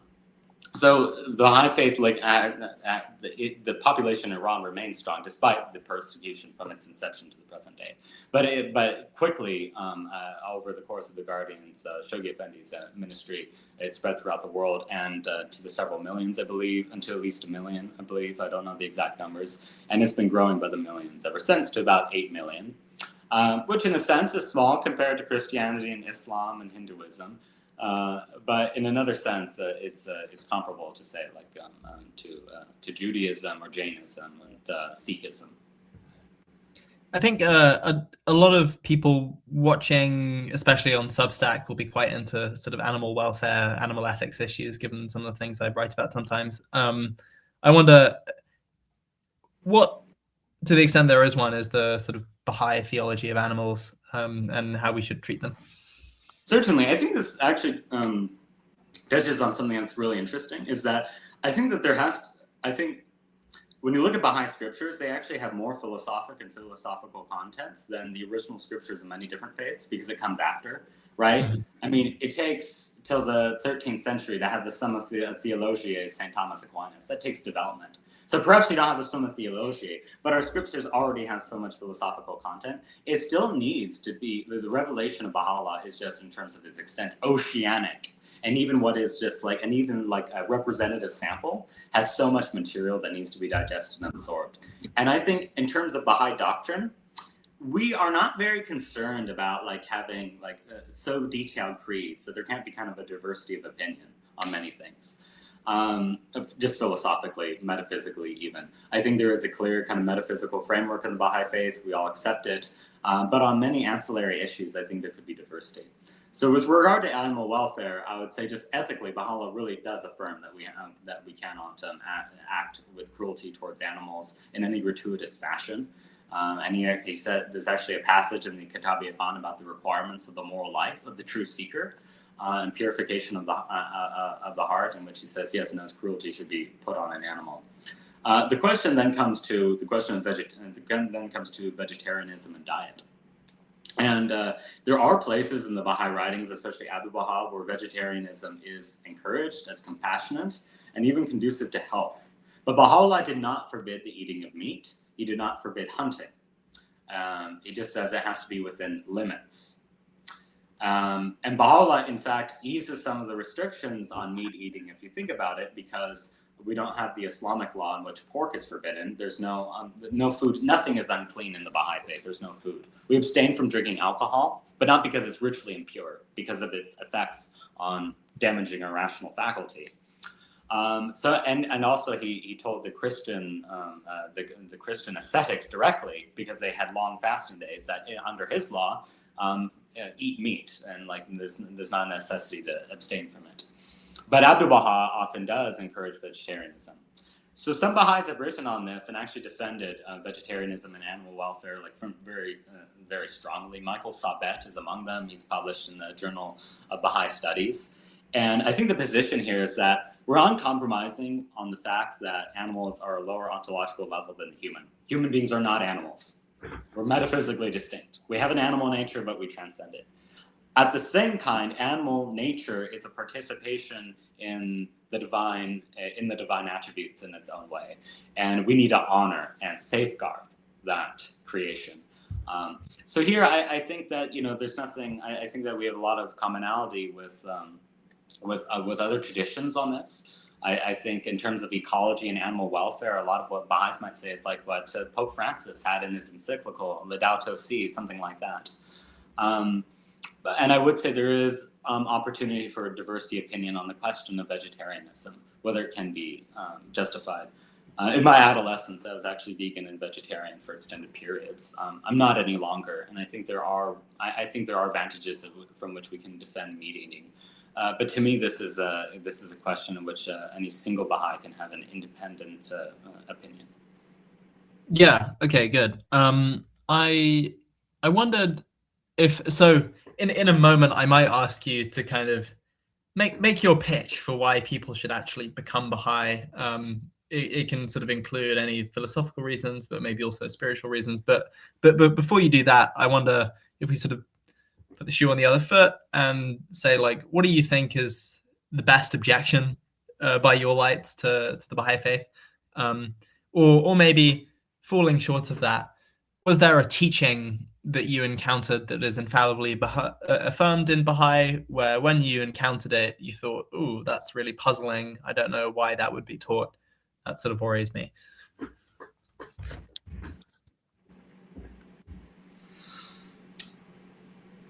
Yeah, I think it does really differ for the individual what teaching or other might be difficult to accept. Mm-hmm. I think many people might find difficult the Baha'i teachings on sexual morality and chastity, because a lot of, we discussed this, the two of us, on a different occasion. The Baha'i faith seems in many ways quite liberal. It's very, very accepting of this sort of thing, but has very stringent moral standards. I mean, Baha'is, it's like there's no premarital or extramarital sex. There's no doing of drugs. There's no alcohol. There's nothing like this. And we do understand marriage between a man and a woman, although at no point is homosexuality specifically pathologized or regarded as a mental disorder in that light. I think that it seems to me that orientation is inherently fluid and on a spectrum, and for some people more fixed and determinate, such that same-sex attraction is their predominant mode of erotic experience. But nonetheless, that we see sexuality as ideally fulfilled in a structure in which the procreation and raising of life is essential. And so for some that would be difficult, and the Baha'i has to justify it. And I think that there is and I think this can be justified from a number of levels. I think we share a framework with Catholics in terms of the virtue ethics, but in terms of how to actually develop those virtue ethics in terms of sexual morality, the Baha'i is free to go in many different directions, and I think that's promising. Another thing I would say is the Baha'i faith is an organized religion. Now, it's not a cult, because if you enter the Baha'i faith, it's completely voluntary. Nobody's going to pressure you into it, and you can leave at any time, and you will not be shunned. And also, there's not really going to be anybody policing your behavior. So if you're a Baha'i who fornicates and drinks on your own time, so long as it's not flagrant and just obviously degenerate, you're not going to lose your fundamental rights. And what would those rights be? Voting in Baha'i elections and coming to the 19-day feast. And even in that case, you'd be open to other Baha'i gatherings and wouldn't generally be shunned by the community. There are just there are no secret writings. You can give, we do have a tithe, a hopogo law, but it's entirely voluntary, and if you don't pay it, nobody comes to your door asking for it. It's completely voluntary. Non-Baha'is cannot even give to the Baha'i Fund in general, because we don't want to lose our objectivity with respect to other organizations. Nonetheless, it is an administrative order, and there is an element of obedience to our institutions. They govern the faith, and the Universal House of Justice is the ultimate authority when it comes to the legislation of Baha'i law and what is ought to be done. And no individual Baha'i has the right to defy a direct injunction of the Universal House of Justice. They wear their power lightly, but that's true. And the Universal House of Justice in Baha'i language is considered to have a certain infallibility. As I said to you, this does not mean that they're omniscient, doesn't mean they're the Oracle of Delphi, doesn't mean that we think you can go to them and get the best prediction of the stock market or anything of the kind.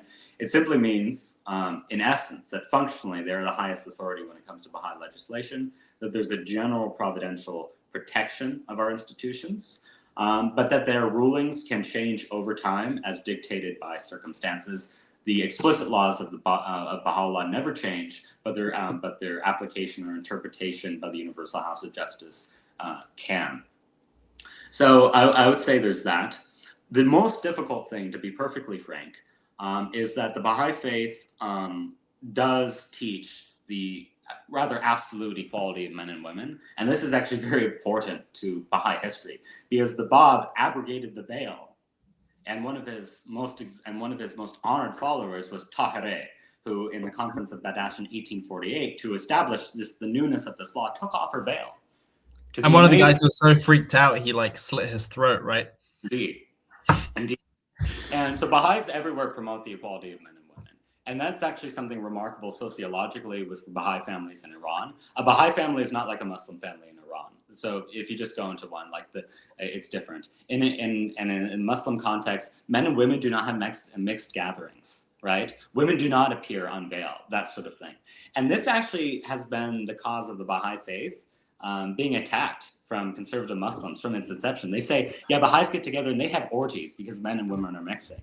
And I have a mentor of mine who grew up in Iran in the 70s. And he said he had a non-Baha'i friend who was really interested in coming to a Baha'i gathering. He was excited, wanted to show him. But his friend meets him, and he's dressed in a suit, and he has cologne and everything. And he's like, and he brings him to the feast, and his friend's very disappointed. And he said, "What were you expecting?" It's like, well, I was expecting there to be this orgy that we hear about. Nothing of the kind. It was just prayers and administrative matters. But I think that goes to show that the Baha'i faith is totally mixed, and women and the administrative order is open to men and women. There's no preference. But the membership of the Universal House of Justice is restricted to male members because of certain statements of the Baha'u'llah, which actually are rather ambiguous, since he did say that women in this dispensation have the station of Rajal, of men, and then he talks about the men of the House of Justice. Nonetheless, Abdu'l-Baha did restrict the membership of the Universal House of Justice to men. He said there was a reason for the time, and that the reason would become evident later on. And Shoghi Effendi, the guardian of the Baha'i faith, never changed this, and the Universal House of Justice, as it is currently constituted, does not regard this as something that it can change. Nonetheless, the highest echelons of Baha'i leadership are open with women to the exclusion of the Universal House of Justice, like the International Teaching Council and the like.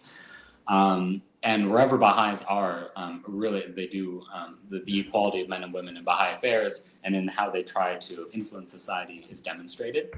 So to some, this does seem to be kind of a violation of a principle. And I just put it out here because it's going to be found, and it's perfectly, and we need to be upfront about it. And I would just say, on the whole, the equality of men and women is everywhere practiced by Baha'is. And just sociologically, wherever Baha'i communities are, it's just an effect, and that's a fact itself, too. So the net total outcome of Baha'i teachings has been the elevation of women since its inception. Might there be a providential reason for this ordinance? Perhaps, and I really can't adjudicate on this. So that would be the one anomaly. And I can make my pitch for the Baha'i faith when we're ready. And I would say that, any worldview or religion might have some anomalies. And I think they can be justified, because even our best scientific theories, insofar as they are inductive, might be the best account for data, yet nonetheless have anomalous elements, which we can only explain through some ad hoc auxiliary hypothesis. I mean, general relativity is a really good theory about how, the physical universe works. But it predicts that the galaxy should so move that unless there's 75% more matter in the universe than we actually observe, the theory doesn't work.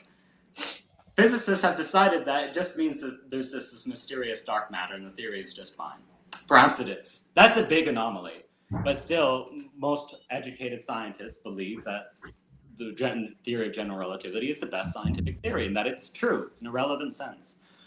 To me, I can take this one anomaly when everything else fits so clearly. And although I believe that no belief can be accepted without a rational foundation, I am not so hubristic as to regard my finite human reason as the ultimate arbiter of truth. And I have found in Baha'u'llah and the order he has established the best guidance that I can see by which to order my own life. Yeah, so maybe now is a good time for you to kind of make your pitch, and in so doing, feel free to sort of throw in any important features of Baha'i that we haven't had a chance to discuss yet. I think I'm actually aided by this, because I think that the argument for the Baha'i faith is contained in the Baha'i scriptures itself, and in writings like the Kitab-i-Aqan by Baha'u'llah, and works like Some Answer Questions by Abdul Baha. Incidentally, the work Some Answer Questions is one of the best books on Baha'i philosophy, and it's just a sequence of talks, table talks given by Abdul Baha on many questions, including Christianity, but really notably these metaphysical questions. So, for me, I think why I believe in the claims of Baha'u'llah is that it is the consummation of an entire framework of a rational investigation of the nature of reality and of the human place within it. And it seems to me the best one. And I get to a point at which I cannot not believe it, while remaining consistent with my own principles. And that might sound rather extreme. And my approach, while vindicated by the structure of the Baha'i faith, Baha'i teachings themselves, would be different from others. I think some do have a kind of an experiential basis of it. They're raised in the community, or they see just the beauty of the community itself and the good that it does in the world, and believe in its mission of the reconciliation of all peoples. That's enough, the principles. But for me, I'm a first principles sort of person. So to me, it goes like this. I think from the beginning, we have to decide whether our rational powers are adequate enough to understand a reality that we can actually have a true metaphysics, or a metaphysics that's robust enough to give us an argument for the existence of God. And I think it is. I think from logical principles like non-contradiction and our immediate intuitions of existence, and say modal ontology like necessary and contingent, we can reason our way to an absolute reality that cannot not exist, and which is the necessary ground and foundation for any contingent being whatsoever. To me, the question, simply put, is when Leibniz advanced: why does something exist rather than nothing? And if everything were contingent, then there just wouldn't be an explanation of existence. It could have failed. Beings could have failed to be, and that there must be at least one thing that cannot fail to be, whose very essence is to exist, and this we call God. I think this ultimate reality, because it transcends space and time and materiality, must be on the order of intellect and mind, supreme intellect and mind, and super personal, but nonetheless, it is not some dumb force, not some great electron, to quote the comedian George Carlin. I believe that intelligence and mentality is itself the foundation of reality, and that all material existence in its intelligible structure is a participation in this originary mind.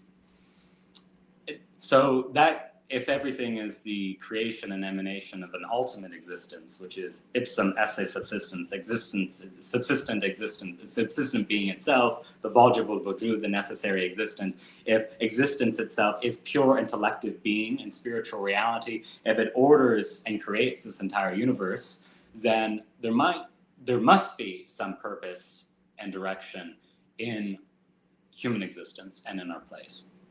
And I think that we find ourselves as human beings in a very curious place. We are material beings, we are physical organisms, yet we also are possessed of powers and faculties that seem to transcend the physical. One is our power of abstract thought and rational inference. And it's through these powers that we understand the universe in which we are, in which we can deduce the universal laws by which things are governed, and therefore ourselves to have control and governance over nature. So we transcend the natural world. I think that there's no way a physicalist can adequately account for these higher functions of the mind. And that's not the consensus in the philosophy of mind. But really, I think that any attempt to reduce the mental to the physical simply eliminates the mental without accounting for it at all.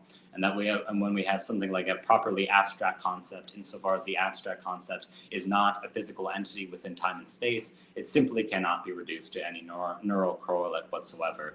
And that our highest functions can only be explained by reference to an immaterial intellect. I think this is significant because it is this rational power and faculty which enables us to apprehend the truth, to deduce the highest reality, and also to come to a knowledge of the normative structure of existence. That is the values of goodness and beauty that we see in the world, and which are not simply created by us, but recognized by us as rational beings. So I would say that the examination of human nature as rational indicates that our purpose is to know the truth and the good and the beautiful in the highest way, and that is actually a knowledge of God. And that because we transcend the physical, our destiny is beyond this world. So it would seem to me that the human happiness and the good, our flourishing, consists in the apprehension of God and a proper preparation for our true existence beyond this world as the consummation of this material existence, and then in the transcendence of this physical domain. It also seems to me that this end of human happiness and flourishing cannot be achieved by our own lights and our own efforts. It is the path to the goal is beset by too many difficulties for us to traverse it without a guide. And therefore, it would be contrary to the providence of the deity to give us this end and this purpose, and then to deprive us of the very light by which we would traverse this veil of darkness to achieve the highest end. Avicenna has a very good point. He says when we look at the providential governance of the world, and we see that even minor things have been accounted for, such as the placement of the eyebrows or of the nails, which are helpful but not necessary, how strange would it be then that we should be deprived of the true legislator who founds the religious law for the guidance of mankind, that which is most essential to our existence. So it seems to me that in order for us to be elevated to our highest potential, or the highest actualization of our potential, we do require an actualizer, an educator. And that this being, this reality, would have to already be what we are called to become. And therefore, perfected humanity, just as we are perfected animality by being rational beings. And therefore, it would be part of the providential structure of reality that there should be these individuals who are a higher order of existence.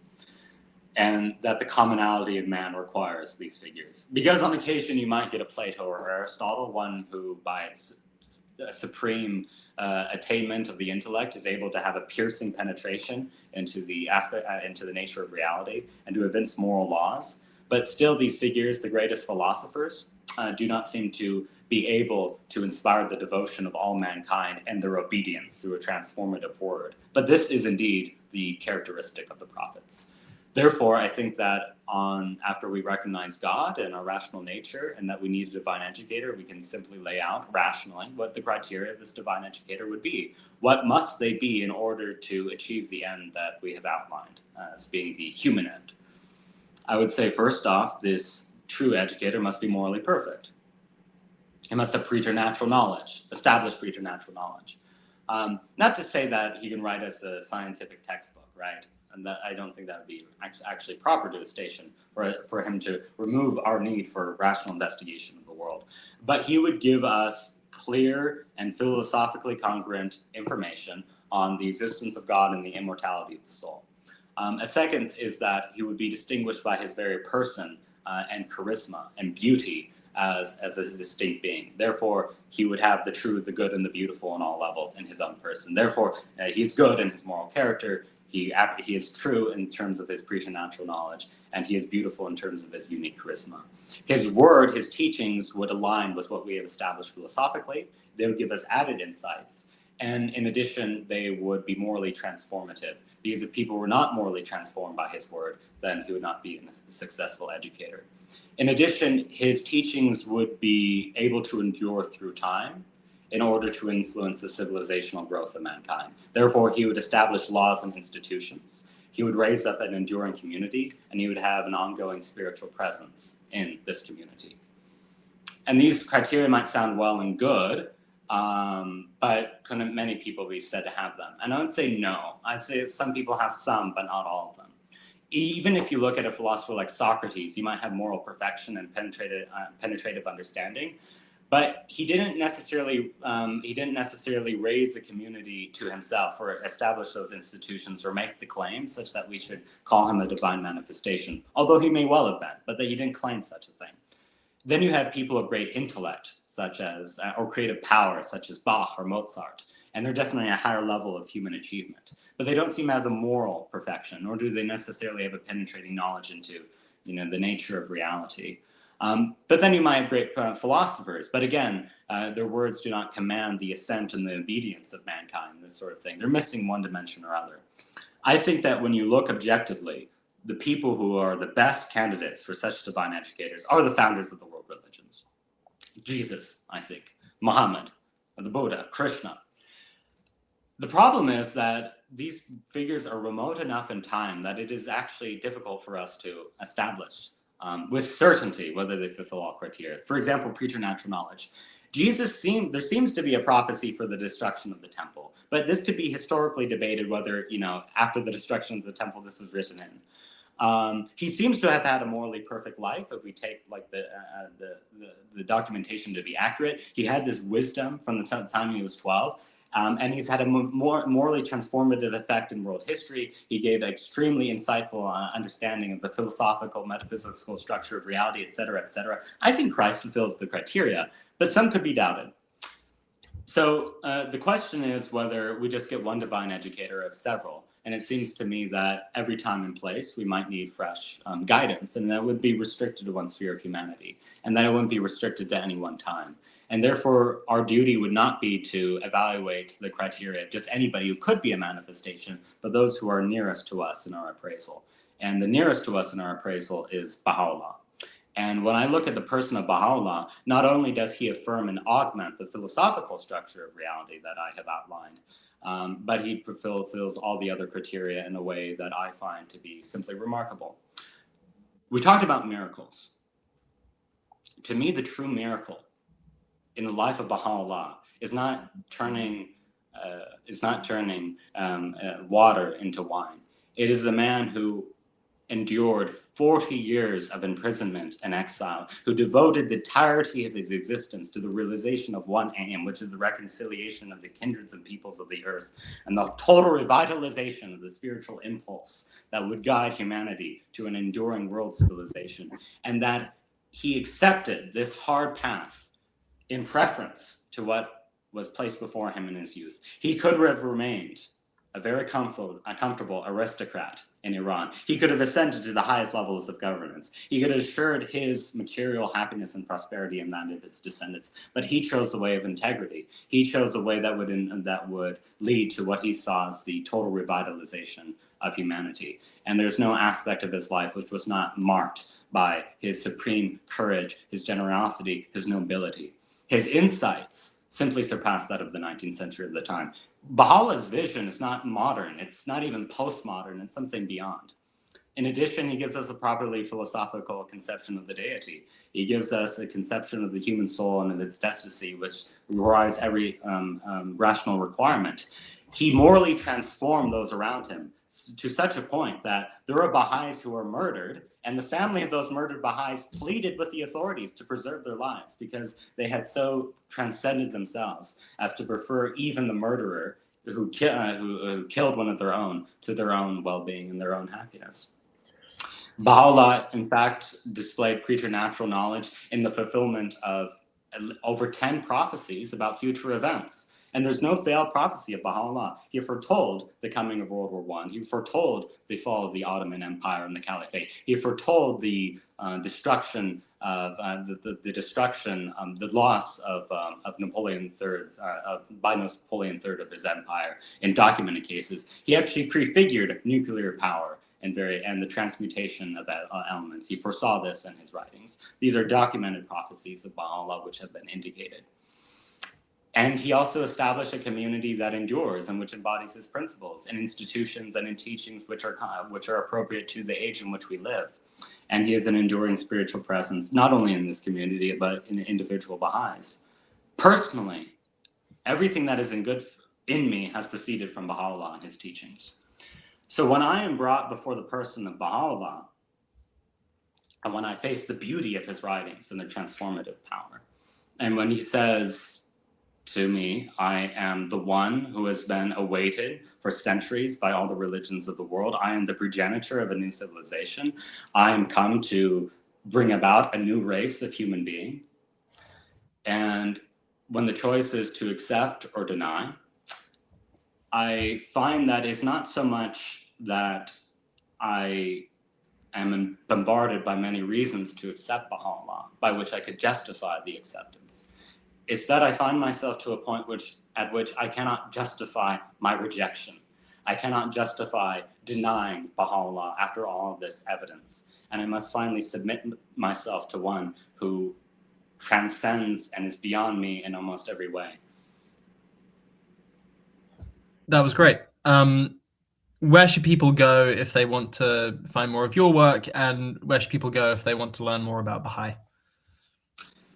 There are many online resources. So you can go to Baha'i.org and Baha'i Reference Library, and so many Baha'i writings are available. And I just encourage people, read the writings of Baha'u'llah. I mean, I think they speak for themselves. And yes, sometimes they'll be difficult. Sometimes they'll be they'll make allusions, literary and philosophical allusions that are difficult. But I think there's a beauty there that communicates to everyone. I'd say read The Seven Valleys, in which Baha'u'llah talks about the spiritual quest. And it begins with the Valley of Search.